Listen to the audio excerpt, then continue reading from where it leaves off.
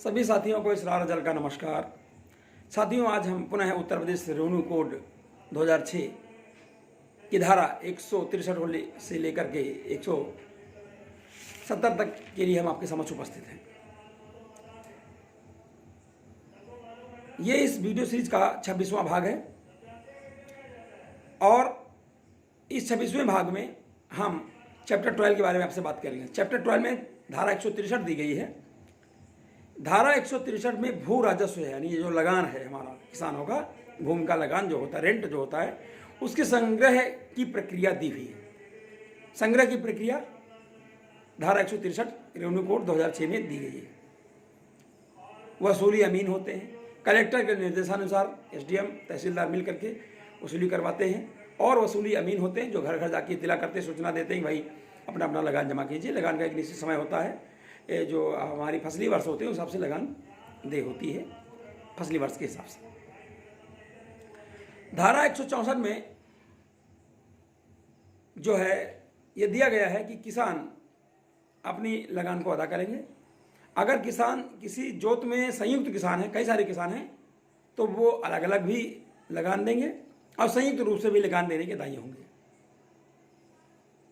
ये धारा 164 Uttar Pradesh revenue code में दिया गया है।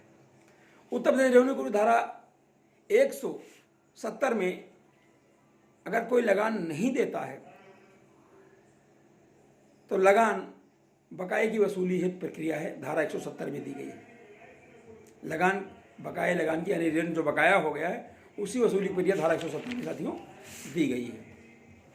कौन कौन सी प्रक्रिया होगी जब लगान न होने पर लगान वसूली के लिए प्रक्रिया सरकार द्वारा, कलेक्टर द्वारा अपनाई जाएगी, जिलाधिकारी द्वारा अपनाई जाएगी। साथियों, पहला, उस व्यक्ति को जिसने लगान बाकी है उसको गिरफ्तार करके निरोध करके गिरफ्तार कर लिया, निरोध कर दिया और 14 दिनों के लिए तहसील में बैरक होती है, वहां पर रखा जाता है। पहला तो ये है। दूसरा, चल संपत्ति जो है किसान के पास है, कृषि उपज है, गेहूं धान जो भी है उपज है, उसकी कुर्की कर ली जाएगी और विक्रय किया जाएगा, लगान की वसूली है। या किसान का कोई बैंक खाता है या बैंक लाकर है तो उसकी कुर्की की जाएगी और उससे अदायगी की जाएगी। चौथा है कि जो किसान की भूमि है उसकी कुर्की किया जाएगा। पांचवा है अचल संपत्ति की जो है किसान के पास, जो भी अचल संपत्तियां हैं, मशीनें हैं या कोई है, ट्रैक्टर है या अपना, उसकी संपत्ति की कुर्की की जाएगी, उसका विक्रय करके जो है लगान वसूली की जाएगी। चल अचल संपत्ति की जो है, जो भी किसान की भूमि है चल अचल संपत्ति, उसके रिसीवर नियुक्त करके जो है इससे वसूली की जाएगी। साथियों, ये तो तरीके हैं कि वसूली करने, लगान बकाया लगान की वसूली करने के तरीके। उत्तर प्रदेश रेवेन्यू कोड की धारा 171 में गिरफ्तारी, किसान की गिरफ्तारी और निरोध दिया है। यहाँ कोई सजा फांसी नहीं होती है, बल्कि तहसील में एक बैरक बनी होती है जहाँ पर ऐसे किसानों को रखा जाता है 14 दिनों के लिए और 14 दिनों बाद उन्हें छोड़ा जाता है, ये तो पैसा दे देते। तो गिरफ्तारी और निरोध धारा 171 रेवेन्यू कोड में दिया हुआ है। धारा 172 में चल संपत्ति की बिक्री का तरीका क्या होगा वो दिया गया है। धारा 173 में बैंक खाते और लाकर को सीज करने का क्या तरीका कलेक्टर का होगा वो दिया है। उत्तर प्रदेश रेवेन्यू कोड की धारा 174 में भूमि जो है किसान की, गाटा संख्या जो है, भूमि नंबर जो है, उसको कुर्की के बारे में धारा 174 उत्तर प्रदेश रेवेन्यू कोड में दिया गया है। उत्तर प्रदेश रेवेन्यू कोड की धारा 175 में जो है, जो भूमि कुर्क की गई है किसान की लगान के बकाये के हिसाब से, उस भूमि को किसी और को पट्टा दिया जाएगा, ये धारा 175 में दिया गया है और उससे लगान वसूल हो जाएगा जिस व्यक्ति को पट्टा दिया जाएगा। और धारा 176 उत्तर प्रदेश रेवेन्यू कोड की धारा 176 जो है, उसमें जो किसान की जोत है, गाटा नंबर है, भूमि संख्या है, खसरा संख्या जिसको बोलते हैं, उस जोत की भूमि और उसकी विक्रय का तरीका जो है धारा 176 में साथियों दिया गया है। धारा 177 में अन्य स्थावर संपत्ति जो भी है, यानी अन्य स्थावर का मतलब अचल संपत्ति, इमूवेबल प्रॉपर्टी, तो इमूवेबल जो प्रॉपर्टी है उसकी कुर्की और विक्रय की जो बात है उत्तर प्रदेश रेवेन्यू कोड की धारा 177 में दिया गया है। उत्तर प्रदेश रेवेन्यू कोड की धारा 178 में चल व अचल संपत्ति पर कलेक्टर रिसीवर नियुक्त कर सकता है।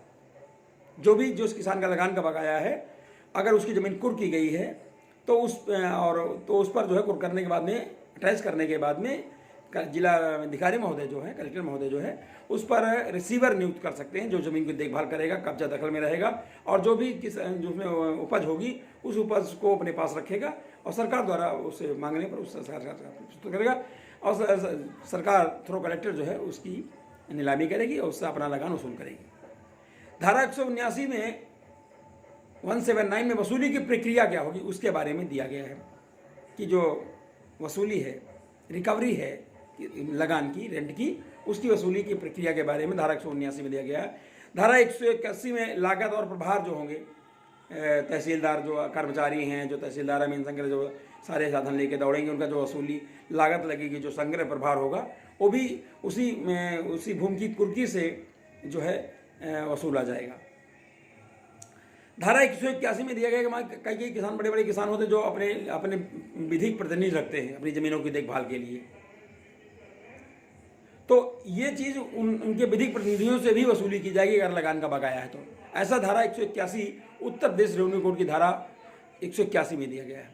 उत्तर प्रदेश रेवेन्यू कोड की धारा 182 में विक्रय संपत्ति की कुर्की व विक्रय तथा किसी अन्य को पट्टे पर देने के बारे में है। यहाँ धारा 182 में किसान की जो गाटा संख्या है उसको कुर्क करके विक्रय कर दिया जाएगा और 182 में ही उत्तर प्रदेश रेवेन्यू कोड धारा में ही उसको किसी और को पट्टे पर दिया जाएगा। अब आते हैं साथियों, सबसे महत्वपूर्ण धारा इसमें आते हैं कि अभी तक तो किसान की गाटा संख्या कुर्क हो रही, बिक्री हो रही, रिसीवर नियुक्त हो रहा, सब कुछ हो रहा है, लेकिन क्या जो कुर्की हो रही उसके विरुद्ध कोई आपत्ति भी हो सकती है? जी हाँ साथियों, उत्तर प्रदेश रेवेन्यू कोड की धारा 183 के अंतर्गत जो कुर्की कलेक्टर कर रहा है, अटैचमेंट कर रहा है प्रॉपर्टी का, मोबाइल इमोबाइल प्रॉपर्टी का किसान की, उसके विरुद्ध वो आपत्ति कर सकता है। उसकी आपत्ति जो है धारा 183 उत्तर प्रदेश रेवेन्यू कोड 2006 की धारा जो है 183 के अंतर्गत किसान जो है अपनी आपत्ति प्रस्तुत करेगा।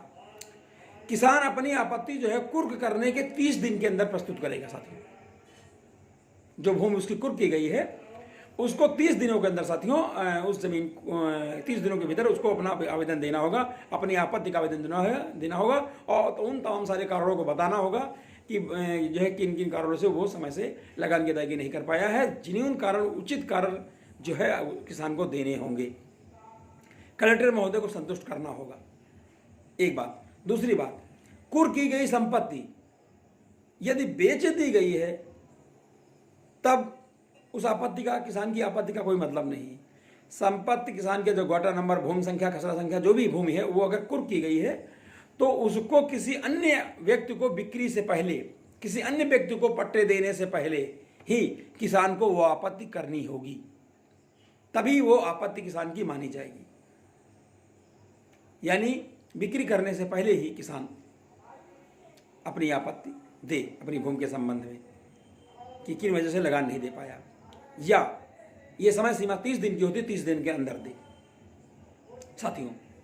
और दूसरा जो है उचित से उचित कारण, तीसरा जो है उचित से उचित कारण कलेक्टर महोदय को दर्शित करें कि किन कारणों से वो लगान नहीं जमा कर पाया, उसे कौन सी परिस्थितियां थी, कृषि विपत्ति कौन सी आ गई थी, ओले गिर गए थे, बाहर पर पहाड़ गिर गया था कहीं, या मतलब जो है फसल कैसे नष्ट हो गई थी, या जो है कीड़े चाट गए थे, कीड़े मकोड़े लग गए थे, या जो भी कारण रहे हों, या बीमारियाँ फैल गई थी, या महामारी फैल गई थी, या मतलब सूखा पड़ गया था, अकाल पड़ गया था, डांट पड़ गया तो ऐसी स्थितियों में जो है उसको युक्त कारणों से कलेक्टर महोदय को संतुष्ट करना होगा, तभी वो जो है कुर्की की प्रक्रिया, विक्रय की प्रक्रिया रुक सकेगी साथियों।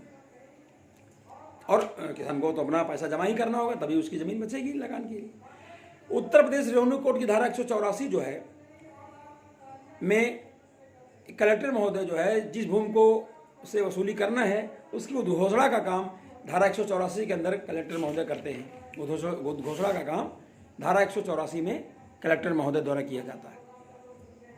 धारा 185 में दिया गया है कि उद्घोषणा किस प्रकार की जाएगी।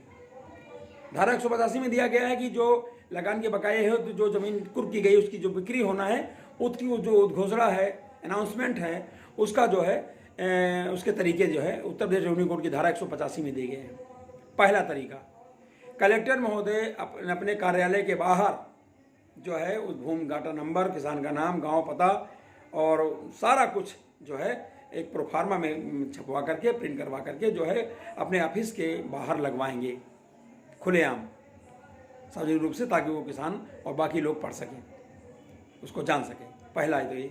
दूसरा, उस किसान की भूमि जिस तहसील में स्थित है, उस तहसील में तहसील महोदय का जो कार्यालय होगा, वहाँ पर भी उस किसान की भूमि की बिक्री के संबंध में सार्वजनिक रूप से चस्पा किया जाएगा कि ये किसान की भूमि घाटा संख्या फला है, यह फला गाँव में स्थित है, और जो है इसमें जो है किसान फला पुत्र फला है, और उस पर इतना लगान का बकाया है और इसकी विक्रय होना, इस पर वर्णन पूरा करके तहसील में ऑफिस में, तहसीलदार के ऑफिस के सामने दीवार पे चस्पा रहेगा। तीसरा, किसान जिस गांव में रहता है उस गांव में भी उस उद्घोषणा को चिपकाया जाएगा कि हाँ फला जमीन की बिक्री होनी है, फला किसान की जमीन की बिक्री, घाटा नंबर फला की बिक्री होनी है। चौथा, जो जिस किसान की जमीन की बिक्री हो रही है उस किसान के घर के बाहर, उसके दरवाजे के बाहर दीवार पर भी उद्घोषणा को चिपकाया जाएगा कि भूमि घाटा संख्या फला, स्थित फला गांव और फला किसान की है, पुत्र फला जी है, और इस लिहाजा जो है ये जमीन की बिक्री होने, उसको भी इस तरह से जो है पूरी तरीके से उसको सूचित किया जाएगा, पूरी तरीके से उसे बताया जाएगा। साथियों, धारा 186 में ये दिया गया है, उत्तर प्रदेश रेवेन्यू कोड की धारा 186 में ये दिया गया है कि विक्रय किसके द्वारा किया जाएगा। उत्तर प्रदेश रेवेन्यू कोड 2006 की धारा ये बताती है कि लगान के बकाये की वसूली हेतु जो है जमीन का जो कुर्की और विक्रय है वो संबंधित जिला के जिलाधिकारी द्वारा यानी कलेक्टर द्वारा किया जाएगा या सहायक कलेक्टर द्वारा किया जाएगा। यह है साथियों, कलेक्टर द्वारा या सहायक कलेक्टर द्वारा साथियों किया जाएगा। उत्तर प्रदेश रेवेन्यू कोड की धारा 187 में जो विक्रय होना है, कुर्की की संपत्ति का जो विक्रय होना है, उसके बारे में जो है साथियों रोके जाने के बारे में धारा 187 दी गई है। बहुत महत्वपूर्ण धारा है उत्तर प्रदेश रेवेन्यू कोड धारा 187 में विक्रय को रोका जा सकेगा। और पीछे मैंने बताया कि विक्रय रोकने से पहले यानी 30 दिन, कुर्की गई संपत्ति को 30 दिन से पहले आपत्ति देनी होगी, तभी बिक्री रुकेगी। और इतना ही नहीं, जो है विक्रय करने से पहले ही अपना आपत्ति प्रस्तुत करनी होगी। ये सारी प्रक्रिया है उत्तर प्रदेश रेवेन्यू कोड की धारा 2006 जो है उसकी धारा 187 में विक्रय को रोकने, यानी किसान का जो गाटा नंबर है, भूमि संख्या, खसरा संख्या, जो भी उसकी भूमि है जो कुर्क की गई है, उसके विक्रय को कैसे रोका जाएगा, उसकी प्रक्रिया उत्तर प्रदेश रेवेन्यू कोड की धारा 187 में दी गई है। तो साथियों, इस वीडियो में जो है आपने जो है भू राजस्व संग्रह देखा धारा 163 में, और धारा 164 में भूमिधारी किसान कैसे लगान अदा करेंगे संयुक्त रूप से या अलग अलग अदा। तो धारा 163 से लेकर के धारा 187 तक इस वीडियो में साथियों देखा है। बहुत महत्वपूर्ण वीडियो है और ये इस सीरीज का 26वां भाग है साथियों।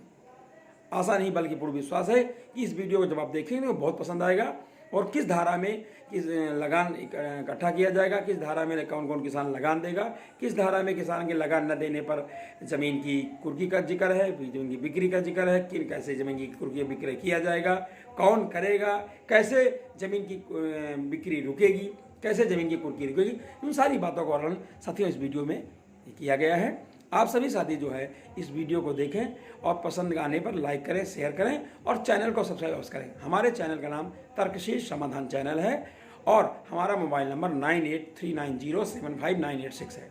आप सभी साथियों का वीडियो देखने के लिए बहुत बहुत धन्यवाद। आपके सुझावों का साथियों बहुत बहुत स्वागत रहेगा। जय राष्ट्र, जय भारत, जय संविधान।